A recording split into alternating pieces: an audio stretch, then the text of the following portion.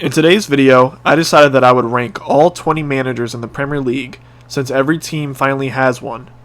This ranking will be based on past accomplishments, but also recent success.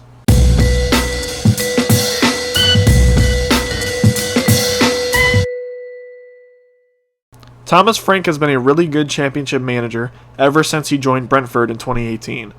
He has kept improving the Brentford side through good tactics and player management. However, his only accomplishment is barely squeaking through the EFL playoffs. I think at the moment, he is the worst manager in the Premier League. Zico Munoz is a manager with even less experience than Frank. However, he has more success already. When he took over Watford, they were struggling through the championship. When he joined, he would help this team come together and push for a second place finish, completing promotion with 2 matches left. 19th is a good fit for the inexperienced Munoz. Patrick Vieira is also relatively new to the managing scene, but he definitely has more experience and better experience than the 2 managers below him. His experience with Nice in France's top division is not a bad experience at all. It is definitely a better experience than championship managers. I think this warrants him being placed in 18th. Steve Bruce is a manager with a load of experience across many different leagues. However, he does not come with great success most of the time. Over his managerial career, he has a 37 win percentage, which is not too great. This past season, his Newcastle side struggled all season and barely made it out of the relegation battle. He is not a good manager, and 17th is perfect for him. Daniel Farke has a lot of experience managing, and even some Premier League experience. He's an excellent championship level manager, however this year he needs to figure out how to become a solid Premier League manager. I think 16th place fits his experience and current form well. Graham Potter has been Brighton's manager since 2019, and he has continued to take mediocre Brighton teams and keep them in the Premier League. This is not an easy task, with Brighton's budget and transfer spending. However, his good management has continued to see them stay in the Prem. This warrants him being placed in 15th. Ralph Hasenhüttl has been at Southampton since December of 2018, and he has done a decent job with this team. His gegenpress style of play is fun to watch, and sometimes successful, but it does lead to some abysmal performances. I think with his Premier League and Bundesliga experience, he deserves a 14th place finish. Sean Dyche has been managing Burnley for 8 years now, and has had a very successful managerial history with them. He has promoted them twice from the Championship, and even led them to a 7th place Premier League finish in 2018. He has consistently kept a mediocre squad from getting relegated year after year, and that warrants a 13th place finish on this list.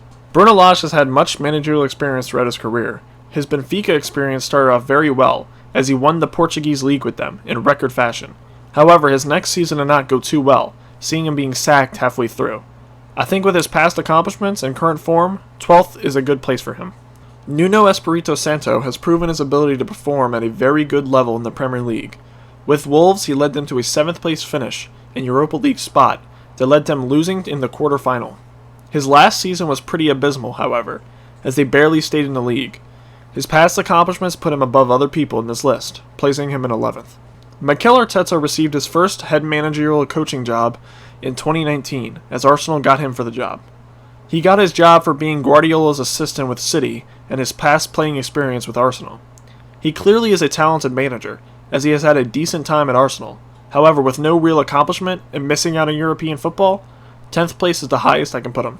Rafa Benitez has had an illustrious managerial career over his time, with him winning the Champions League with Liverpool and also managing Real Madrid. However, he is so low on this list due to his recent experience. His last job he managed a Chinese Super League side that did not do too well with him, and he only got the Everton job for his past experience. I think 9th place is a good place for him. Dean Smith would have been much lower on this list had this past year not happened. Before this past year, he was a great championship manager with Villa. However, he really struggled with them in the first year with the Prem. The next year they went off, with Grealish having a breakout year, and new signings Martinez and Watkins playing very well. With this past year, he flew up the rankings, finishing in 8th place. David Moyes is in the same shoes as Dean Smith in these rankings, as this past year is the only reason he is this high. He had a breakout campaign this year with West Ham, as they shocked the league. Many people had West Ham being relegated or close to it. However, they would qualify for the Europa League, finishing in 6th place.